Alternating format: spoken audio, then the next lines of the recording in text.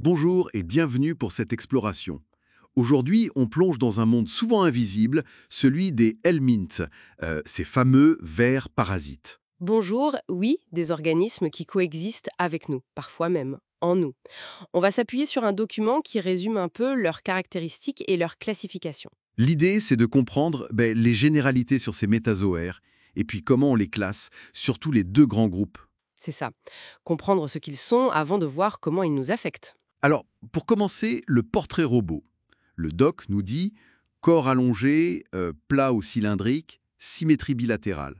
Mais ce qui m'interpelle, c'est pas d'appareil locomoteur. Ah oui. Comment ils bougent alors? Ou est-ce que ça veut dire qu'ils sont juste posés? Ben, c'est une bonne question. En fait, cette absence, c'est pas un manque, c'est plutôt une adaptation. Une fois fixé, dans un milieu riche comme l'intestin, bouger demande de l'énergie pour pas grand-chose finalement. D'accord. Une stratégie d'économie, quoi. Exactement. Et leur paroi change aussi.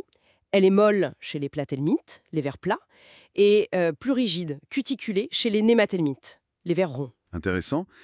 Et à l'intérieur, le document parle d'une absence de vraie cavité colomique. Ça implique quoi, ça? Et ce tube digestif? Très variable, apparemment? Alors, l'absence de colonne, ça signifie une structure interne assez simple, sans cette cavité remplie de liquide qu'on trouve chez des animaux plus complexes. Ok. Et pour le tube digestif, oui, la variation est énorme. Complet chez les nématodes, bouche et anus, incomplet chez les trématodes, juste un orifice, et même Oui. carrément absent chez les cestodes. Comment ça, absent? Mais comment ils mangent, alors? Ça paraît fou. C'est le summum de l'adaptation parasitaire. Les cestodes, le ténia par exemple, vivent dans notre intestin. Ils baignent dans nos nutriments déjà digérés et ils les absorbent, directement à travers leur peau, leur paroi corporelle. Incroyable. Ils externalisent la digestion en quelque sorte. C'est exactement ça. Et pour compenser, si on peut dire, leur appareil reproducteur est hyper développé. Ils sont soit hermaphrodites, soit à sexe séparé. Fascinant. Et tout ça, évidemment, ça a des conséquences sur l'hôte humain. Le document donne des exemples assez parlants. Ah oui, l'impact peut être vraiment sérieux. On parle d'anémie avec les ankylostomes qui se nourrissent de sang, ou la larve du ténia échinocoque qui peut détruire le foie, ou encore les trichines qui provoquent des réactions graves en migrant dans les muscles. D'accord. Donc, pour s'y retrouver, le document propose deux grands embranchements. C'est quoi? Oui, il y a les platelmintes, donc les vers plats, et les nématelmintes, les vers ronds. Commençons par les platelmintes. Vers plat, donc aplati, segmenté ou en forme de feuille, c'est ça? Tout à fait. Aplatissement dorso-ventral, tube digestif réduit ou absent, on l'a dit, et majoritairement hermaphrodite. Sauf une exception notable, les schistosomas. D'accord. Et médicalement, quelles sont les classes importantes? Il y en a deux principales. D'abord, les cestodes. Ça, ce sont les vers segmentés, comme les ténias, avec une tête, le scolex, qui porte des organes pour s'accrocher solidement. Ventouses ou des fentes, les botrydies, et bien sûr, pas de tube digestif. Le ténia, le fameux ver solitaire. Et l'autre classe? Les trématodes. Les trématodes, eux, leur corps n'est pas segmenté. Il est plutôt en forme de feuille, on dit foliacée. Là, on trouve les douves, qui sont hermaphrodites, et les schistosomes, dont on parlait, qui sont l'exception, avec des sexes séparés. Compris. Passons aux autres alors. Les néma-helminthes, les vers ronds, leurs traits distinctifs. Alors eux, corps cylindrique, lisse, pas segmenté. Grosse différence.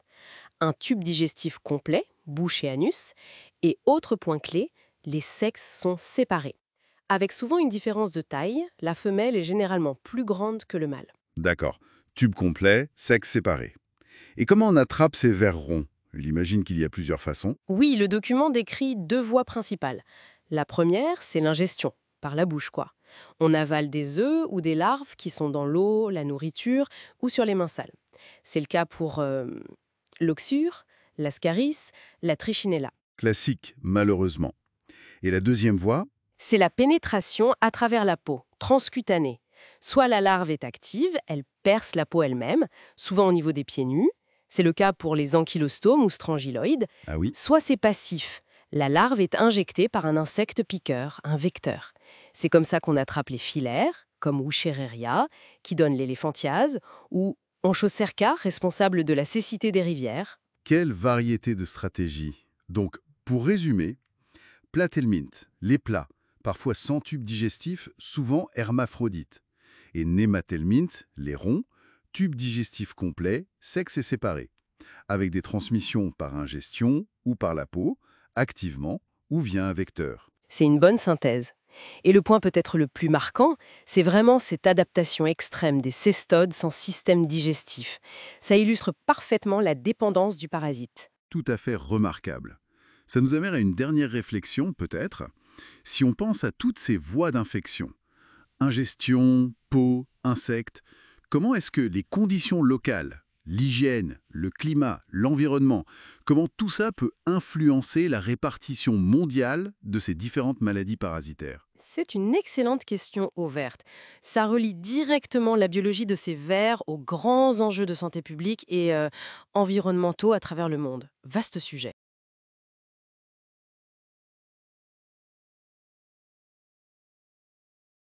Bienvenue.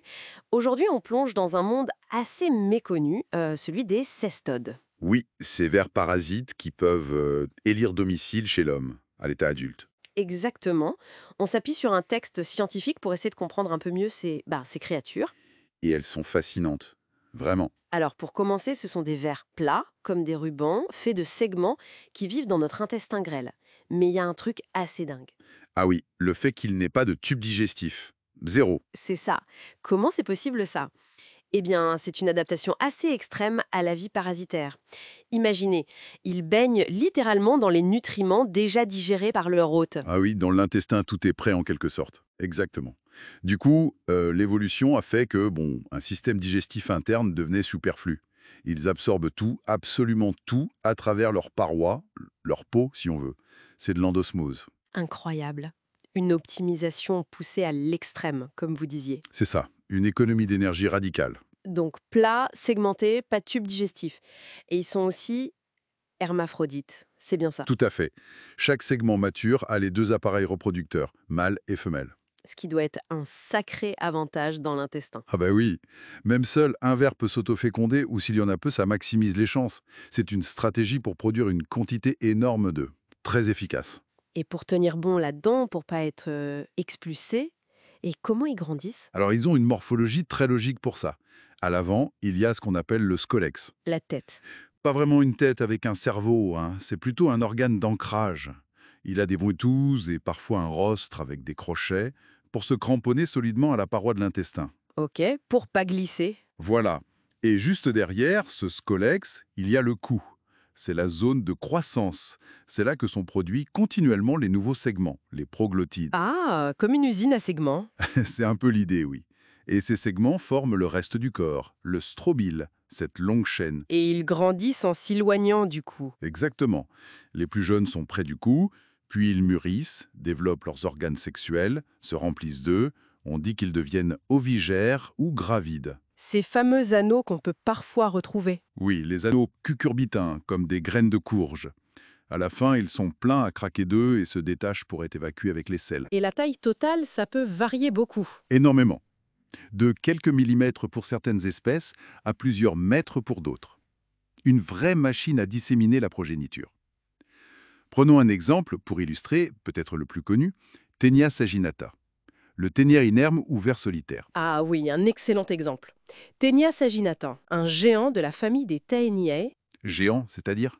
il peut mesurer de 4 à 10 mètres de long, parfois plus, avec 1500 à 2000 anneaux. 10 mètres? Dans l'intestin. C'est Et énorme. Impressionnant, oui. Il est blanc nacré. Et son scolex, il est intéressant. Il a 4 ventouses, très efficaces, mais, et c'est important, il n'a pas de rostre ni de crochet, d'où son nom inerme, donc sans arme. précisément. Même sans crochet, les ventouses suffisent largement à le maintenir bien accroché.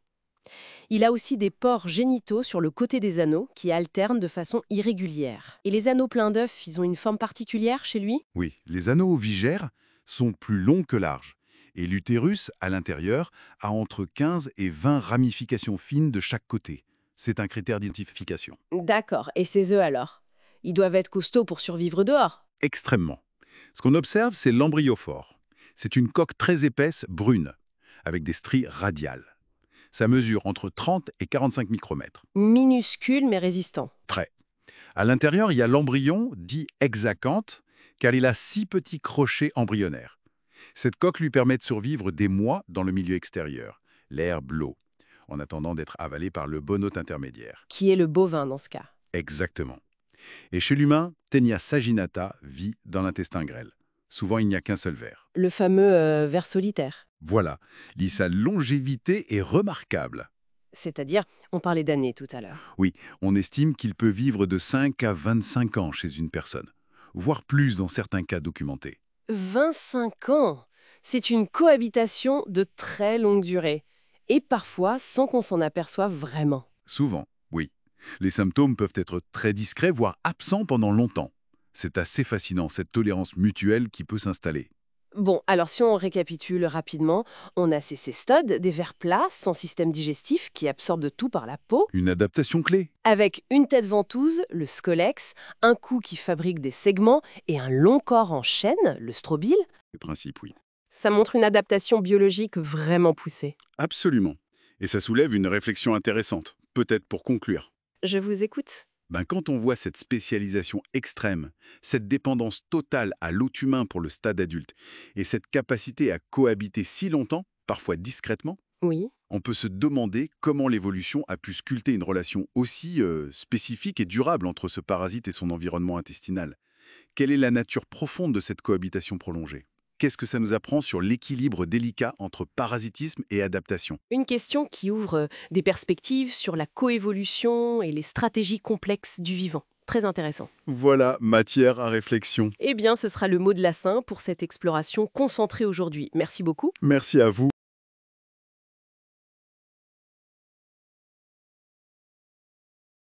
Bonjour et bienvenue. Aujourd'hui, on se penche sur un sujet, un colocataire plutôt discret, le Taenia saginata. C'est le fameux ver solitaire du bœuf. Oui, bonjour. Un parasite dont on entend parler, mais souvent sans trop savoir comment il fonctionne. Exactement. On a des sources qui décrivent son cycle, où on le trouve, ses effets. Et le truc assez étonnant, c'est la façon dont les gens le découvrent souvent. Ah oui, la découverte des segments, des anneaux comme on dit, c'est souvent assez inattendu pour la personne. Carrément. En trouvant des bouts du verre, quoi. Alors notre objectif, c'est de comprendre ce parasite. Et ça montre bien, cette découverte, pourquoi c'est important de comprendre ces cycles. Ça lie notre nourriture, l'environnement et notre santé, même pour une infection souvent discrète. Alors, justement, ce cycle, comment ça marche? Les sources parlent de 2 hôtes, hétéroxènes, c'est ça? C'est ça, hétéroxène. Il faut 2 hôtes pour boucler le cycle. L'humain, c'est l'hôte définitif, c'est nous qui hébergeons le ver adulte. D'accord. Et l'autre hôte? C'est le bœuf, l'hôte intermédiaire. Lui, il s'infecte comment? En mangeant de l'herbe ou en buvant de l'eau qui contient des œufs microscopiques. Des œufs qui viennent d'où? Eh bien, des déjections humaines d'une personne déjà infectée. C'est là que le bad blesse côté hygiène. Ok, logique. Et une fois que le bœuf a avalé ses œufs, Alors, dans l'intestin du bœuf, l'œuf éclot. Il libère un embryon, une petite forme qui va traverser la paroi de l'intestin. il se balade en gros. Oui, il migre via le sang pour aller se loger préférentiellement dans les muscles striés, la viande quoi. Parfois le foie, les poumons, mais c'est plus rare. Et là, il fait quoi dans le muscle? Il s'installe et se transforme en une petite larve bien encapsulée. On appelle ça le cysticerque. C'est une petite vésicule blanchâtre, 3 à 8 mm, avec la future tête du ver, le scolex déjà formé à l'intérieur. D'accord. Et c'est cette larve dans la viande qui nous pose problème. Exactement. Si on consomme cette viande de bœuf, parasitée, et surtout si elle est crue ou insuffisamment cuite. Genre un steak tartare, ou un steak très saignant. Voilà, typiquement. La cuisson normale, elle, tue la larve. Mais si elle survit, eh bien, une fois dans notre intestin grêle, le petit scolex sort de sa vésicule, se fixe à la paroi intestinale avec ses ventouses. Il s'accroche. Il s'accroche, oui. Et à partir de là, il commence à grandir. En 3 ou 4 mois, il devient un ver adulte, un long ruban qui peut faire plusieurs mètres. Plusieurs mètres Ouais. dans notre intestin. C'est impressionnant. C'est assez incroyable, oui. Et ce ver adulte, il va commencer à produire des segments, des anneaux. Les derniers sont remplis d'œufs, on les dit gravides. Et ce sont ces fameux anneaux qu'on retrouve. Précisément. Ces anneaux se détachent du ver et, particularité du saginata, ils sont mobiles. Ils peuvent sortir activement, franchir le sphincter anal, souvent entre les défécations. D'où la découverte dans les sous-vêtements ou les draps. C'est pas juste qu'ils sont expulsés avec les selles. Non, il bouge tout seul. C'est un mode de dispersion assez efficace finalement. D'accord. Et géographiquement, on le trouve partout, ce ver? Il est cosmopolite, oui. On peut le trouver partout où l'on consomme du bœuf. Mais logiquement, Ah, il est plus fréquent là où il y a beaucoup d'élevage bovin. tout à fait. Et là où les habitudes alimentaires incluent la consommation de viande peu cuite. Le lien est direct avec le cycle qu'on vient de décrire. Bon, et cliniquement alors? Qu'est-ce que ça fait d'avoir ce long ver en soi? Mis à part la surprise de trouver des anneaux. Eh bien, le plus souvent, pas grand-chose. C'est ça qui est frappant. L'infection est très souvent asymptomatique. Vraiment? Aucun symptôme? La plupart du temps, non. Le signe d'appel principal, c'est vraiment la découverte de ces anneaux, les cucurbitins. C'est presque une signature. Mais nos sources parlent quand même de quelques troubles possibles. Des problèmes digestifs légers, peut-être, une certaine fatigue. Oui, c'est possible.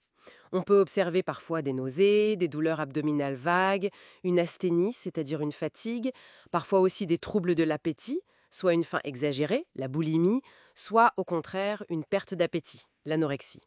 Et des réactions allergiques? Des troubles nerveux? C'est plus rare.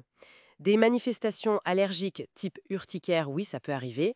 Les troubles neurologiques, comme l'agitation ou l'insomnie, sont décrits surtout chez les enfants, mais restent peu fréquents et légers. Et les complications graves? Occlusion intestinale, ce genre de choses. C'est vraiment exceptionnel pour Taenia saginata.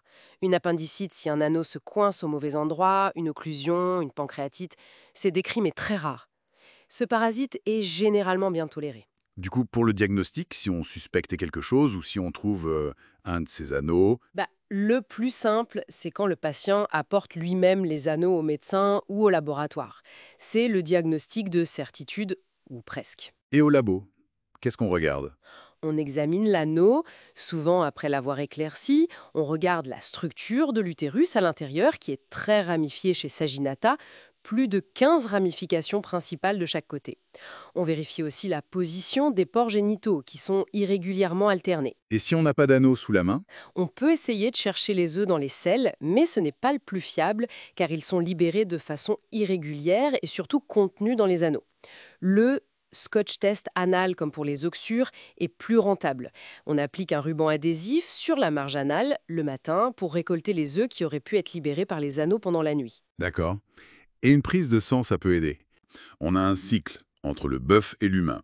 L'humain s'infecte en mangeant de la viande de bœuf crue ou saignante contenant la larve. C'est ça. Le ver devient adulte dans notre intestin, peut faire des mètres de long, mais est souvent asymptomatique. Oui, la plupart du temps. Et la découverte se fait souvent par hasard en trouvant des segments mobiles du ver. Le diagnostic se base principalement sur l'examen de ces segments. Exactement. C'est un parasite à la fois très commun et assez discret dans ses manifestations. Finalement, c'est une cohabitation étonnante. Tout à fait. Et ça soulève une question intéressante, je trouve. Étant donné la prévalence de la consommation de bœuf, et ce cycle, somme toute assez simple, qu'est-ce que cette interaction, même souvent bénigne, nous dit sur les liens entre nos systèmes alimentaires, la santé animale et la santé humaine? C'est vrai. Surtout quand on pense aux endroits où l'inspection sanitaire de la viande ou l'assainissement des eaux usées pourrait être, disons, moins rigoureux. Ça nous rappelle l'importance de la vigilance à toutes les étapes, de la ferme à l'assiette, et même après. Une réflexion sur la chaîne globale, en fait.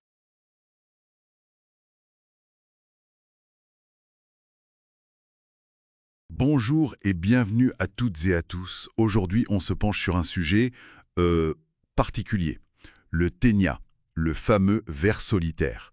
On a sous la main des notes techniques assez détaillées sur comment le traiter et surtout comment l'éviter. L'idée, c'est d'en extraire le pratico-pratique. Absolument. Et c'est essentiel parce que comprendre comment on aborde ce parasite, c'est crucial. Pas juste pour le traitement, hein, mais aussi pour freiner sa propagation.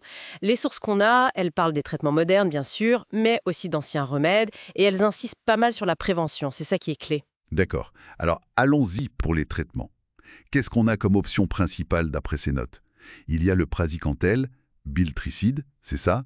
Ça a l'air assez direct. 10 mg par kilo en une seule prise. Oui, c'est ça. Une simplicité assez remarquable et souvent très efficace. Et puis l'autre option mentionnée, c'est le niclosamide, trédémine. Ah oui, le niclosamide. Là par contre, les notes détaillent un peu plus.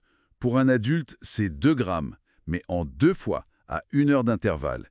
Et après, il faut attendre 3 heures avant un repas léger. C'est plus contraignant, on dirait. Exactement. La posologie est plus précise. Ça veut dire qu'il faut vraiment bien suivre les instructions. Pour les enfants, la dose est réduite aussi d'un quart, je crois. Donc oui, ça demande plus d'attention que la prise unique du praziquantel. L'objectif final, bien sûr, c'est le même, éliminer le parasite adulte. Hmm. Et il y a aussi une mention un peu étonnante sur d'anciens remèdes, graines de courge, fugitène, sulfate de magnésium, sel d'étain même. Ça, c'est vraiment intéressant d'un point de vue historique, mais Ah oui, c'est fascinant de voir ça. Ça nous rappelle que ça fait longtemps qu'on essaie de se débarrasser de ces bestioles, quoi. Mais bon, soyons clairs, comme le disent les notes, aujourd'hui on les utilise quasiment plus. Les médicaments modernes sont bien plus fiables et sûrs. Et d'ailleurs, si traiter c'est une chose, ce qui ressort vraiment de ces documents, c'est l'importance capitale de la prévention. C'est là que tout se joue en fait. oui, c'est logique. Le mieux, c'est de ne pas l'attraper du tout. Alors bon, décortiquons ça, la prévention. Qu'est-ce que les notes nous disent concrètement? Comment on fait? Alors, l'éducation sanitaire est mise en avant.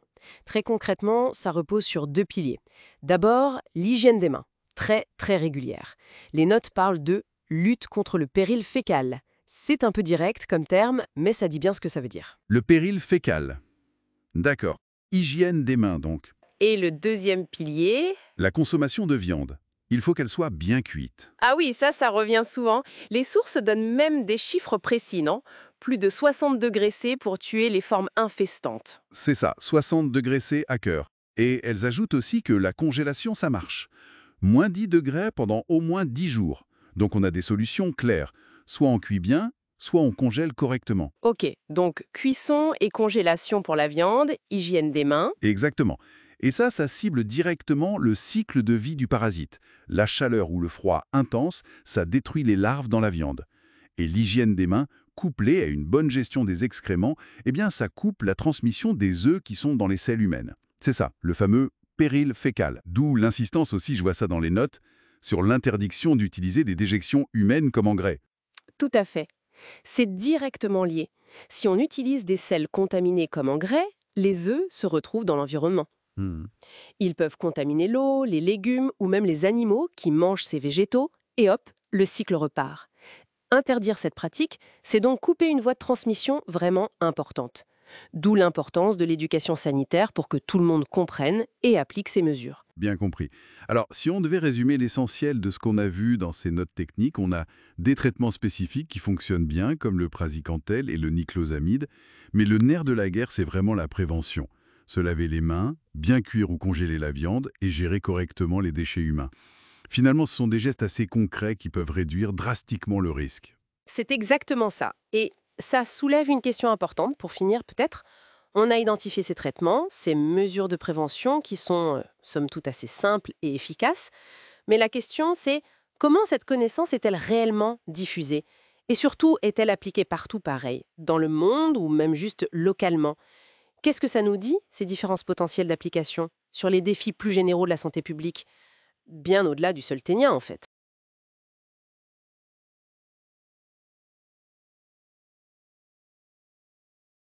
Bienvenue à toutes et à tous. Aujourd'hui, on se penche sur un parasite assez connu, le Ténia solium. Oui, on l'appelle aussi le ver solitaire du porc ou le ténia armé. Exactement. Et on a quelques sources intéressantes qui décrivent sa morphologie, son cycle de vie, des liens assez complexes entre l'homme et le porc. Tout à fait. L'idée, c'est d'explorer un peu tout ça. Qui est-il vraiment? Comment il vit? Quel est son impact? Alors, c'est parti pour cette discussion. Allons-y. Et pour commencer, peut-être sa classification. C'est un platelminthe, un cestode, donc un ver plat, rubané. Oui, un long ruban blanc nacré, qui fait entre 2 et 4 mètres, c'est ça. Un peu plus court que son cousin Ténia saginata, celui du bœuf. C'est ça. Mais la grosse différence, et c'est pour ça qu'on l'appelle armé, c'est son scolex, sa tête, si on veut. Ah oui, le scolex. Il n'a pas seulement les 4 ventouses classiques. Non, il a aussi une double couronne de crochets sur une structure qu'on appelle le rostre. Des crochets, ah, carrément. Ça a l'air assez agressif.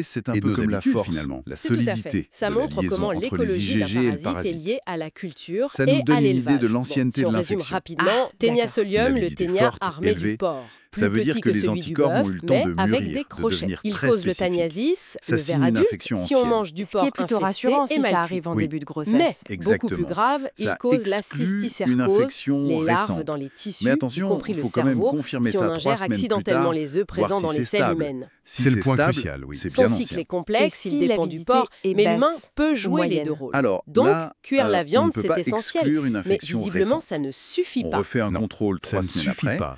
On Et c'est là regarde qu'on si les touche à taux une question d'IgG importante augmentent pour la beaucoup. prévention, soulevée Si par ça cette augmente possibilité fort, de ça confirme contamination une directe infection par les plutôt œufs. récente, C'est-à-dire moins de 3 mois. Si la transmission Si peut c'est se stable, faire via ça suggère que l'environnement l'infection souillé date par de des plus de excréments 2-3 mois. humains, Et l'eau, la les prise en charge, aliments, bien les sûr, mains, va ça veut dépendre dire de que cette le datation danger par ne vient rapport à pas l'âge de la uniquement de la grossesse. viande de D'accord, porc. cette Ça mesure implique quoi d'avidité, pour c'est les vraiment mesures un outil d'hygiène? important Est-ce qu'on pour met assez estimer l'accent l'âge sur de l'hygiène l'infection. générale, Très le clair. lavage des mains, Autre cas, l'assainissement de l'eau, on la trouve que des gestion des IgG, déchets humains pas pour d'IgM du tout. vraiment Oui. On interrompre ce pourrait se cycle? dire super, Au-delà de immunisé, la c'est cuisson de la réglé, viande, quelle mais est c'est pas l'importance toujours si réelle de simple tout ça? apparemment. C'est Non, une réflexion prudence. à avoir, C'est le je pense. 4e cas. Si on n'a pas de résultat avant, il faut quand même contrôler 3 semaines plus tard Pourquoi? pour vérifier la stabilité. Si les IgG sont stables, ok, ça confirme bien une infection ancienne. Immunité protectrice. Mais- Mais si les IgG augmentent, même sans IgM, là il faut creuser. On va vérifier l'avidité sur le premier prélèvement, celui qu'on avait déjà. Ah oui! Si l'avidité était élevée, bon, c'est sûrement une vieille cicatrice sérologique qui réagit un peu, a priori sans danger.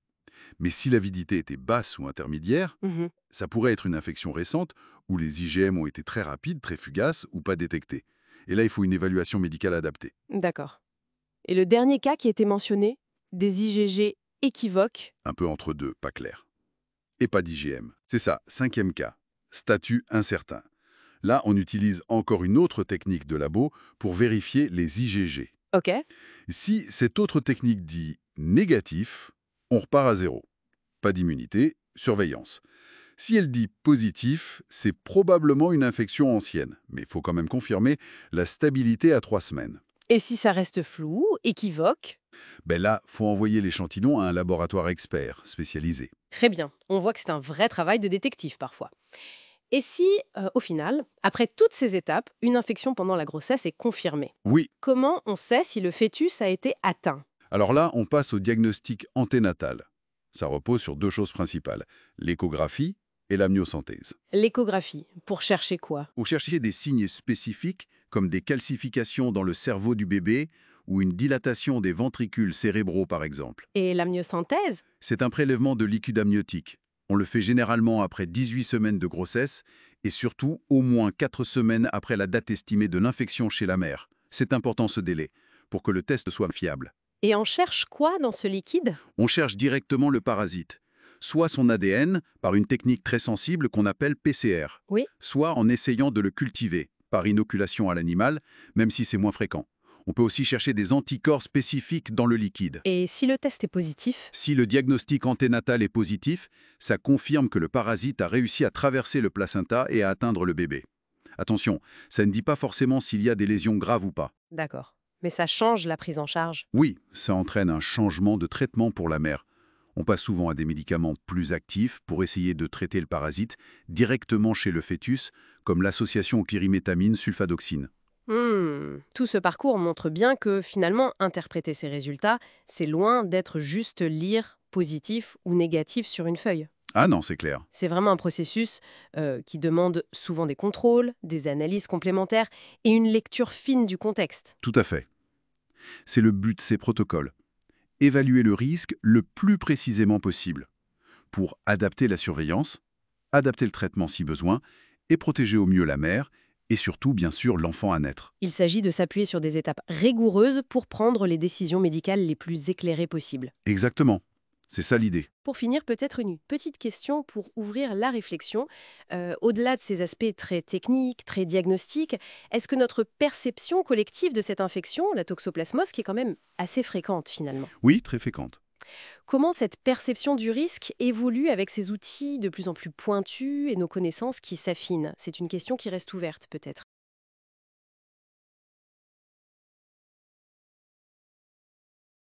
Bienvenue. Aujourd'hui, on va explorer un sujet assez spécifique, le Ténia solium. On a une source médicale sous la main, Ténia solium, clinique, diagnostic et traitement. Et l'idée, c'est d'en tirer les infos clés. On le compare souvent à un autre parasite, le Taenia saginata. Ils ont des points communs, c'est vrai, mais il y a une différence majeure. Et elle est vraiment importante à saisir. Oui, tout à fait. La grosse différence, c'est ce risque de cysticercose chez l'humain. Avec Taenia saginata, on n'a pas ça. Mais avec Taenia solium, l'ingestion accidentelle des œufs peut mener à cette complication qui peut être assez grave. C'est vraiment le point critique. D'accord. Ça pose le décor. C'est intriguant et un peu inquiétant aussi, il faut dire, mais commençons par le début. Comment ça se manifeste, cette infection par le ver adulte? Qu'est-ce que dit la source? Eh ben, souvent, on ne voit rien du tout. C'est un peu comme pour Taenia saginata, en fait. L'infection par le ver adulte, le téniasis lui-même, est très souvent asymptomatique. Ah oui, carrément asymptomatique. Oui, la personne peut l'avoir sans le savoir.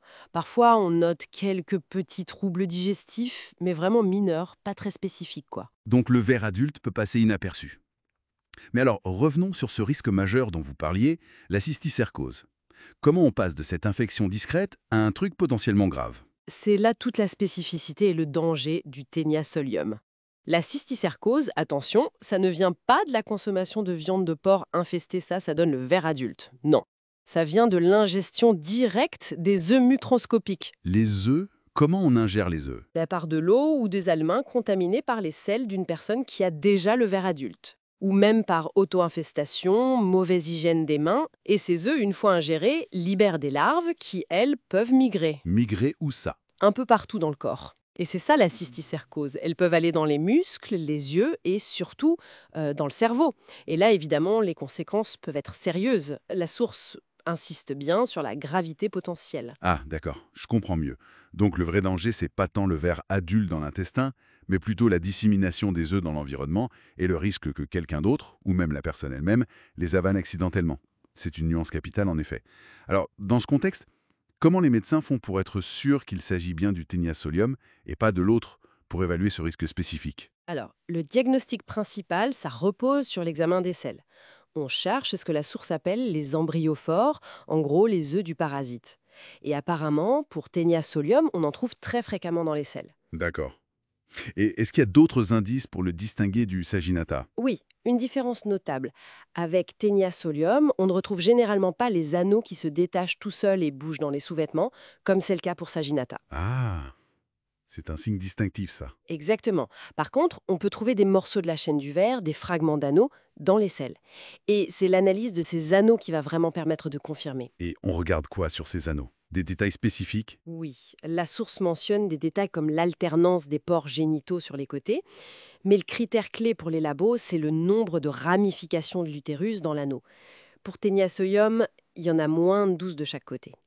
C'est ce comptage qui le différencie vraiment de Saginata. Moins de 12. D'accord, c'est précis. C'est ça. Et de façon annexe, une prise de sang peut parfois montrer une petite augmentation de certains globules blancs, une hyperéosinophilie. C'est courant dans les parasitoses, mais pas spécifique à celle-ci. Très clair. Donc, l'identification est possible et elle est cruciale vu ce risque de cysticercose. Une fois qu'on est sûr du diagnostic, on fait quoi? Quels sont les traitements? Et elle précise bien que la dose pour éliminer le ver adulte est la même que pour Taenia saginata. Bon, il y a un traitement efficace. C'est déjà ça. Mais idéalement, on voudrait éviter d'en arriver là. Quelles sont les pistes de prévention évoquées dans le document? La prévention, elle s'attaque au problème sur deux fronts, d'après ce qu'on lit.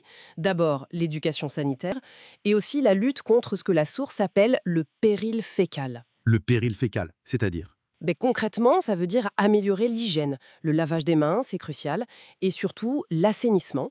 S'assurer que les eaux usées sont traitées, que l'eau potable n'est pas contaminée, que les aliments sont préparés dans de bonnes conditions pour éviter la contamination par les matières fécales qui contiennent les œufs. Logique.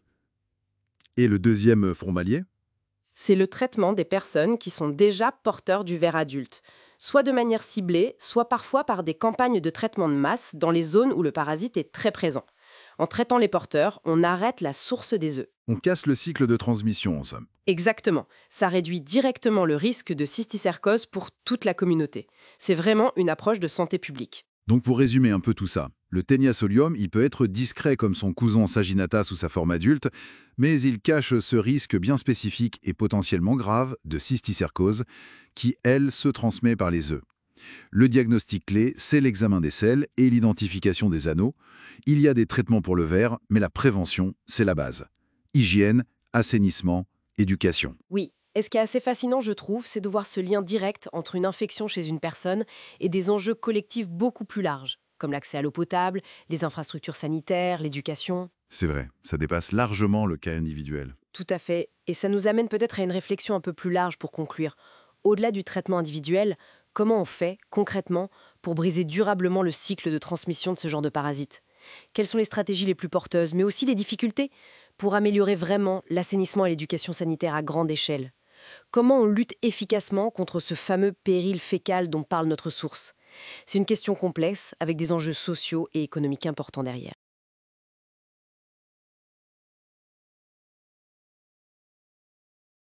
Bienvenue. Aujourd'hui, on explore ensemble des documents qui décrivent deux parasites assez spécifiques, deux cestodes. Oui, des vers plats, des ténias si vous préférez. On va regarder Taenia asiatica et Hyménolepis nana. Exactement.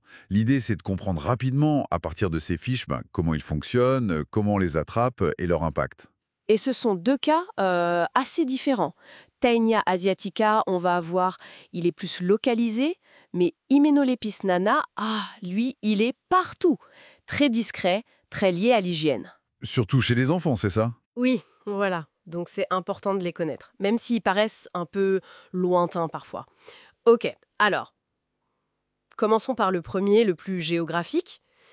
Taenia asiatica. Les papiers disent Asie. Chine, Taïwan, Indonésie. Thaïlande, Corée du Sud, Inde aussi. Principalement là-bas, oui.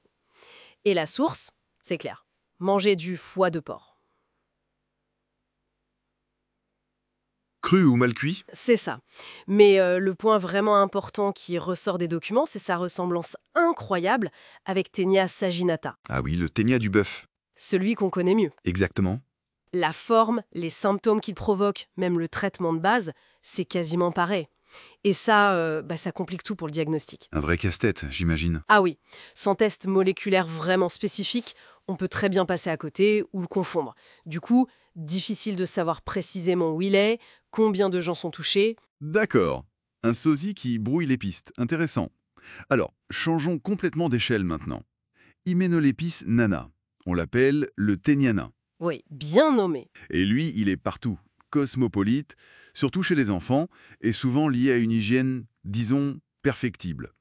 Les sources parlent aussi d'un lien avec les rongeurs au départ. Oui, nain parce qu'il fait, 2 à 6 centimètres à peine, tout petit, Minuscule. mais très bien équipé. Sa tête, le scolex, a des crochets pour bien s'ancrer dans l'intestin. Et ses anneaux sont plus larges que longs, c'est assez typique. Et l'œuf aussi, il a une tête particulière, non? Enfin, une structure. Oui, l'œuf est microscopique, bien sûr, 35-45 micromètres, mais sous les microscopes, on voit bien sa double coque. Et surtout des filaments entre les deux coques. Très reconnaissant, c'est clé pour le diagnostic, ça. D'accord. Mais alors, le truc vraiment fascinant avec Ashnana, et ça, les documents le détaillent bien, c'est qu'il a deux stratégies de cycle de vie. Ah oui. Deux plans B en quelque sorte. C'est un peu ça. D'abord, il y a le cycle le plus simple, le plus fréquent, le cycle monoxène. C'est direct, d'humain à humain. Comment ça, direct? Mais les œufs qui sont éliminés dans les selles sont immédiatement infectants. Pas besoin d'attendre ou de passer par ailleurs. Donc soit on se réinfecte soi-même, c'est l'auto-infestation, très courant. Ah oui, avec les mains sales, j'imagine. Voilà. Ou alors on transmet à d'autres par les mains l'eau, la nourriture souillée. L'œuf éclot dans l'intestin, la larve s'y développe, devient adulte, rapide. Le ver lui-même vit pas très longtemps, 5-7 semaines environ. Bon, on peut en avoir beaucoup en même temps. Exactement. Le parasitisme peut être intense, avec des centaines de vers. D'accord. Cycle court, efficace. Et la deuxième stratégie alors? Alors ça, c'est le cycle hétéroxène. Plus long, indirect. Là, il faut un hôte intermédiaire, Un insecte. un insecte. Lequel? Ça peut être un ver de farine, une blatte, même une larve de puce. L'insecte mange l'œuf, la larve du parasite se développe dans l'insecte, Et comment on s'infecte, nous? en mangeant l'insecte. Oui, accidentellement. Ou, plus souvent, en mangeant de la nourriture qui a été contaminée par ces insectes. L'exemple classique donné, c'est le pain. Si la farine contient des insectes infestés et que le pain n'est pas assez cuit. Ah, d'accord. Ingénieux. Cette double voie lui donne une sacrée flexibilité, en fait. Tout à fait. C'est ce qui explique en partie son succès mondial. Et ça donne quoi chez la personne infectée? L'hyménolépiose, c'est grave. Souvent non. Ça passe même inaperçu, asymptomatique comme on dit. Mais si l'infestation est vraiment massive, là oui, les documents parlent de troubles digestifs, diarrhée, maux de ventre, nausées. Rien de très spécifique donc. Non, pas vraiment. Ça peut aussi causer une perte d'appétit, un peu de fatigue. Mais le diagnostic se base surtout sur la découverte des œufs dans les selles. D'où l'importance de bien les chercher. Les sources mentionnent des techniques spéciales comme celle de Willis pour concentrer les sels et mieux voir les œufs. Exactement. Et pour traiter, heureusement, il y a des médicaments efficaces. Le praziquantel ou le niclosamide sont cités. Logique. Alors, la prévention, c'est avant tout une question d'hygiène si je comprends bien. C'est le point central, oui, la fameuse lutte contre le péril fécal. Donc, se laver les mains, bien sûr, surtout après être allé aux toilettes, avant de manger. L'hygiène alimentaire aussi, laver les aliments. Oui, l'eau potable, l'assainissement. Et puis, comme il y a ce cycle avec les insectes et les rongeurs, contrôler ces populations, ça aide aussi. Et bien cuire certains aliments comme le pain potentiellement à risque. Donc pour résumer un peu ce qu'on a vu dans ces documents, On a d'un côté Taenia asiatica, très lié à l'Asie et au porc, et dont le défi principal est sa ressemblance avec un autre Taenia, le Saginata. et de l'autre, Hyménolepsis nana, le petit ténia nain, lui présent partout dans le monde, qui touche beaucoup les enfants, très liés à l'hygiène, et qui réussit si bien grâce à cette double stratégie de transmission vraiment maligne, directe ou via un insecte. Et ça amène une dernière question peut-être. Cette double capacité de H. nana, le cycle court et le cycle long. Comment ça lui permet de rester aussi universel, même dans des endroits où l'hygiène s'améliore globalement? Qu'est-ce que ça nous apprend sur l'incroyable adaptabilité des parasites face à nos efforts pour les contrôler? C'est une excellente question. Ça montre à quel point ils sont résilients. Ils ont souvent plusieurs cordes à leur arc, si on peut dire. Et H-Nana en est un parfait exemple. Une adaptabilité fascinante, vraiment. Une leçon d'adaptation, en quelque sorte. Bon, voilà qui conclut notre exploration pour aujourd'hui. Merci. Merci à vous.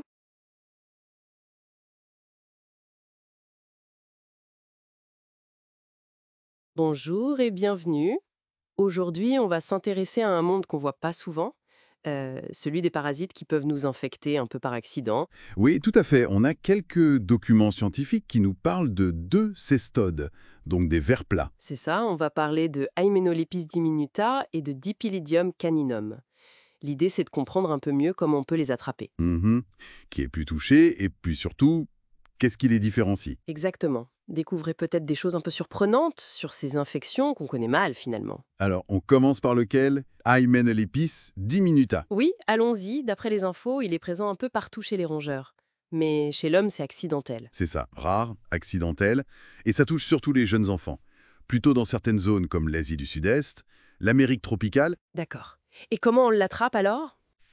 c'est en avalant l'hôte intermédiaire, souvent une puce, la puce du rat par exemple, qui porte la larve cysticercoïde. Donc on avale une puce en gros, sans faire exprès j'imagine. Voilà, c'est ça. Et un point important que les sources soulignent, chez l'humain, il n'est pas très pathogène. Son rôle pathogène est mineur. Et pas d'auto-infestation. C'est-à-dire qu'il ne peut pas se multiplier tout seul dans notre corps. Non, exact. Contrairement à d'autres vers comme son cousin Hyménolepis nana. Et physiquement, il ressemble à quoi? Il est plutôt grand, non? Oui, plus grand que nana, entre 20 et 50 mm. Sa tête, le scolex, elle a 92, mais pas de crochet. Ah, pas de crochet. Ça explique peut-être pourquoi il est moins problématique. C'est une bonne hypothèse, oui. Il s'accroche moins fermement. Et puis il a beaucoup d'anneaux, environ 1000. Ses œufs aussi sont différents, sans filament polaire. D'accord, c'est clair pour H. diminuta. Passons maintenant à l'autre, Dipylidium caninum. Alors lui, c'est un peu pareil sur un point, inflexion humaine rare, accidentelle, surtout les enfants. Mais, il y a un mais, je sens. Oui, mais par contre, il est hyper fréquent chez les chiens et les chats. Vraiment très commun. Ah oui, celui-là, les propriétaires d'animaux y connaissent peut-être mieux. À quoi il ressemble? Alors, il est plus grand, il peut faire jusqu'à 70 cm, blanc, un peu nacré, et le truc très typique, ce sont ses segments pleins d'œufs, les proglottis. Oui. Quand il se détache et sèche, il ressemble à des grains de riz. C'est assez caractéristique. Ah, les fameux grains de riz. D'accord. Et sa tête à lui, avec crochet? Oui, lui, il a des ventouses et des crochets pour bien s'ancrer. Et une autre particularité, chaque segment a un double jeu d'organes reproducteurs. Double système, c'est efficace. Et comment on l'attrape, nous, les humains, si c'est si fréquent chez les animaux? Alors, le cycle est hétéroxène. Il a besoin de plusieurs hôtes. Normalement, c'est le chien ou le chat l'hôte définitif. L'humain, c'est vraiment un cul-de-sac pour le parasite. Et l'hôte intermédiaire? La puce, encore elle. La puce du chien, Ctenocephalus canis par exemple. L'humain s'infecte en avalant une puce infestée. Donc, un enfant qui joue avec son chien plein de puces, met les doigts à la bouche, et voilà. C'est le scénario classique, oui. Le contact rapproché avec un animal infesté de puces. Et une fois qu'on l'a attrapé, où est-ce qu'il va dans le corps? Dans l'intestin grêle, et en général, il n'y a qu'un seul ver par personne. Un seul, hein. Même s'il est long. Oui. Et ces œufs sont groupés dans des capsules, des sortes de petits sacs qui contiennent 20 ou 30 œufs. Ces capsules sont libérées avec les segments. Comment on s'en rend compte alors si l'infection est si rare chez l'humain? Est-ce qu'il y a des symptômes? Souvent non, c'est asymptomatique. La découverte, c'est parfois juste en trouvant ces fameux segments, les grains de riz, dans les sous-vêtements, la literie. Ah oui, d'accord. Parfois, il peut y avoir des petits signes digestifs, un peu mal au ventre, une diarrhée légère. Ou alors ça peut démanger au niveau de l'anus. On pourrait confondre avec autre chose comme les oxyures. Exactement. Le diagnostic, c'est vraiment trouver les capsules ou les anneaux dans les selles.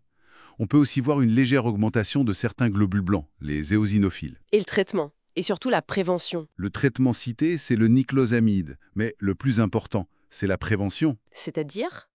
Traiter les animaux, Hmm. les chiens, les chats, contre les vers, bien sûr, mais surtout contre les puces. Si on élimine les puces, on coupe le cycle. Logique. Donc, en résumé, pour les deux saules, pour noter de soul, H. diminuta et Dediocaninum, on retient le caractère accidentel chez l'homme, le rôle clé des insectes, des puces, comme intermédiaires, la fragilité particulière des jeunes enfants, mais une différence nette d'impact, on va dire, H. diminuta quasi inoffensif pour nous, oui. tandis que Dediocaninum, même s'il est rare chez l'homme, il a des signes plus visibles et nous rappelle l'importance de l'hygiène de nos animaux. C'est très clair, merci. Et pour finir, peut-être une petite réflexion. Vu qu'on vit si près de nos chiens et chats, que ce dipylidium est si fréquent chez eux, et que les puces, elles sont un peu partout. Oui, oui. Est-ce que cette infection humaine dite rare l'est vraiment autant? Ou est-ce qu'elle passe souvent inaperçue, prise pour un petit trouble digestif banal, surtout chez les enfants? C'est une bonne question. Voilà. Ça nous interroge sur ces liens invisibles entre notre santé et celle de nos compagnons à quatre pattes.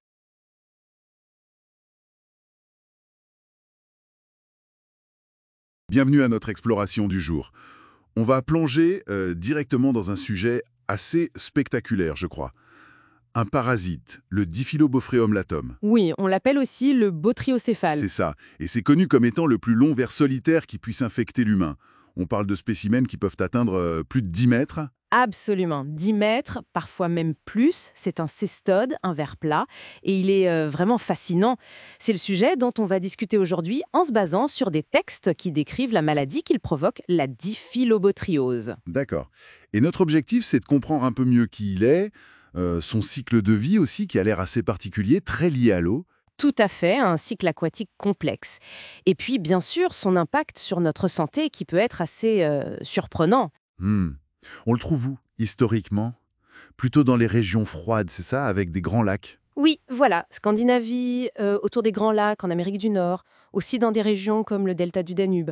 En gros, là où il y a de grands plans d'eau douce froide. Donc, pour résumer sa carte d'identité, c'est un ver plat, un cestode, un type de ténia, mais un peu spécial. C'est ça.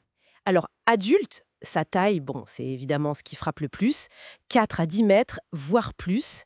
Il est blanc nacré et formé de milliers d'anneaux, de segments si on veut. Des segments trapézoïdaux, j'ai lu quelque part. Oui, un peu trapézoïdaux. 3000 à 4000 anneaux, c'est énorme. Et sa tête, enfin ce qu'on appelle le scolex, Oui. elle est plutôt allongée, fusiforme, et très important, elle n'a pas de crochet, contrairement à d'autres ténias comme celui du porc ou du bœuf. Ah, d'accord. Alors, comment il tient? À 10 mètres de long, il faut bien s'accrocher. Eh bien, il a 2 fentes longitudinales, un peu comme des gouttières. On appelle ça des botrydies. Et c'est avec ça qu'il se pince en quelque sorte sur la paroi de l'intestin grêle. C'est très efficace. Ingénieux. Et pour la reproduction, il pond des œufs. Oui, il produit énormément d'œufs. Ils sont ovoïdes, assez caractéristiques, avec une sorte de petit couvercle, un opercule. Ils sont libérés dans l'intestin et partent avec les selles. D'accord. Et point important que vous mentionniez, ils ne sont pas dangereux tout de suite.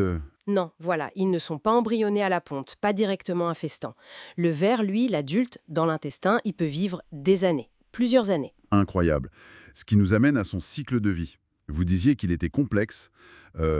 Hétéroxène, c'est le terme? Exactement, hétéroxène. Ça veut dire qu'il a besoin de passer par plusieurs hôtes différents pour boucler son cycle. Ce n'est pas direct. Et l'humain est l'hôte final, en quelque sorte? L'hôte définitif, oui. Mais pas le seul. Certains animaux qui mangent du poisson peuvent l'être aussi. Les ours, les phoques, même les chiens ou les porcs dans certaines conditions. Mais tout commence impérativement dans l'eau douce. Donc, les œufs dans les sels. Voilà, si ces œufs arrivent dans un lac, une rivière, ils vont éclore. Ça libère une toute petite larve ciliée qui nage. On l'appelle le coracidium. Une larve qui nage. Et après? Elle doit vite trouver un abri, j'imagine. Oui, elle ne vit pas longtemps comme ça. Elle doit être avalée par un minuscule crustacé d'eau douce, le premier hôte intermédiaire. Souvent, c'est un cyclops. Un cyclops? Comme le cyclope? Un mus- Oui, le petit crustacé a un œil. Dans le cyclops, la larve se transforme, elle devient une larve procercoïde. D'accord, première étape. Et ensuite, Ensuite, il faut que ce cyclops soit mangé par un petit poisson d'eau douce, une ablette, une petite perche par exemple. Ce sera le deuxième hôte intermédiaire. et là, la larve change encore. Oui, elle migre dans les muscles du poisson et devient ce qu'on appelle une larve plérocercoïde. Et c'est cette forme-là, la plérocercoïde dans le muscle du poisson, qui est infestante pour l'hôte définitif. Donc pour nous, potentiellement? Et le risque vient en mangeant ces petits poissons? Alors oui, mais surtout les plus gros poissons carnassiers qui mangent ces petits poissons. Le brochet, la grosse perche, la lotte, le saumon sauvage. Ah, d'accord. Ces grands prédateurs accumulent les larves plérocercoïdes dans leur chair en mangeant plein de petits poissons infestés. C'est là que le risque est le plus grand pour l'humain. Si on mange leur chair crue ou pas assez cuite. Exactement. Sushi de poisson d'eau douce, poisson fumé à froid, mal cuit. La larve est libérée dans notre intestin, elle s'accroche avec ses botrydes et en 3 à 5 semaines, elle devient un ver adulte géant. Et quelles sont les conséquences? La maladie, la diphyllobotriose, c'est grave? Eh bien, heureusement, dans beaucoup de cas, c'est asymptomatique. La personne ne se rend compte de rien. Ah bon? Même avec un verre de 10 mètres? Oui, ça peut paraître étonnant. Quand il y a des symptômes, ce sont souvent des troubles digestifs assez vagues, des douleurs dans le ventre, des ballonnements, parfois une sensation de faim un peu bizarre ou au contraire une perte d'appétit, des problèmes de transit. Rien de très spécifique alors. Non. Les complications comme une occlusion intestinale, c'est vraiment rare. Mais il y a un signe clinique qui est, lui, beaucoup plus particulier et intéressant. Ah oui? Lequel? C'est sa capacité à perturber l'absorption de la vitamine B12. La vitamine B12. Comment ça? Eh bien, ce ver, surtout s'il y en a plusieurs ou s'il est fixé très haut dans l'intestin, il est capable d'utiliser, de capter pour lui-même une très grande partie de la vitamine B12 qui arrive avec notre nourriture. Il nous la vole en quelque sorte. C'est un peu ça, oui. Il entre en compétition directe avec nous pour cette vitamine essentielle. Et si la carence devient importante, Alors on a des problèmes. oui, ça peut entraîner une anémie. Une anémie bien spécifique, dite mégaloblastique, parce que les globules rouges deviennent trop gros et fonctionnent mal. Ça ressemble beaucoup à l'anémie de Biermer, mais la cause est différente. Fascinant.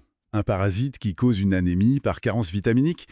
Et comment on le détecte alors, si les symptômes sont vagues? Justement, la découverte d'une anémie par manque de B12, sans autre explication évidente, ça doit faire penser à ça. Surtout si la personne a pu consommer du poisson cru d'eau douce de zone à risque. Et pour confirmer? Le diagnostic de certitude, c'est l'examen des selles au microscope. On cherche les œufs caractéristiques avec leur opercule. Faut pas les confondre avec d'autres œufs, comme ceux de la douve du foie, mais ils sont reconnaissables. D'accord. Et si c'est positif, on fait quoi? C'est facile à traiter? Heureusement, le traitement est très efficace. Il y a des médicaments antiparasitaires comme le praziquantel ou le niclosamide. Souvent, une seule prise suffit pour tuer le ver. Et pour l'anémie? Bien sûr, il faut corriger la carence en vitamine B12. On donne des suppléments et parfois aussi de l'acide folique. Une fois le ver éliminé, l'anémie disparaît complètement. C'est réversible. Bon, c'est plutôt une bonne nouvelle. La prévention, du coup, elle semble assez logique. Oui, elle repose sur des mesures assez simples finalement. La première, c'est évidemment de bien cuire la chair des poissons d'eau douce. surtout ceux qui sont pêchés dans les zones où le parasite existe. La cuisson tue la larve. Oui, une cuisson à cœur suffisante la détruit. La congélation aussi est efficace, mais il faut une congélation assez poussée, au moins -10 degrés Celsius pendant une semaine, voire -20 degrés Celsius pour plus de sécurité et moins longtemps. D'accord. Cuisson ou congélation sérieuse? Voilà. Et puis, à une échelle plus collective, l'assainissement. Éviter que les eaux usées non traitées contenant potentiellement des œufs n'arrivent dans les lacs et les rivières. Ça casse le cycle à la base. Logique. Donc pour résumer ce qu'on a vu, un parasite géant, vraiment géant. Un cycle de vie très dépendant de l'eau douce, avec des hôtes intermédiaires, crustacés, puis poissons. Le risque pour l'humain, c'est la consommation de poissons d'eau douce crus ou mal cuits venant de certaines régions. C'est ça. Et cette interaction biochimique assez incroyable avec la vitamine B12 qui peut mener à cette anémie spécifique. Ça nous rappelle l'importance de bien préparer nos aliments, surtout ceux d'origine aquatique sauvage. Et l'importance de l'hygiène de l'eau aussi à plus grande échelle. Tout à fait, pour contrôler ce genre de zoonose. Et pour finir, peut-être une question pour ouvrir la réflexion. On a vu que ce cycle dépend beaucoup des écosystèmes d'eau douce, de la température, des hôtes présents. Mhm. Alors, comment est-ce que les changements climatiques, qui modifient justement ces écosystèmes aquatiques, ou même la mondialisation avec le transport de poissons partout dans le monde, comment tout ça pourrait influencer la répartition de ce ver, de Diphyllobothrium latum, dans le futur? Est-ce qu'on pourrait le voir apparaître dans de nouvelles régions? C'est une excellente question et c'est un vrai sujet de recherche et de surveillance. L'avenir nous le dira.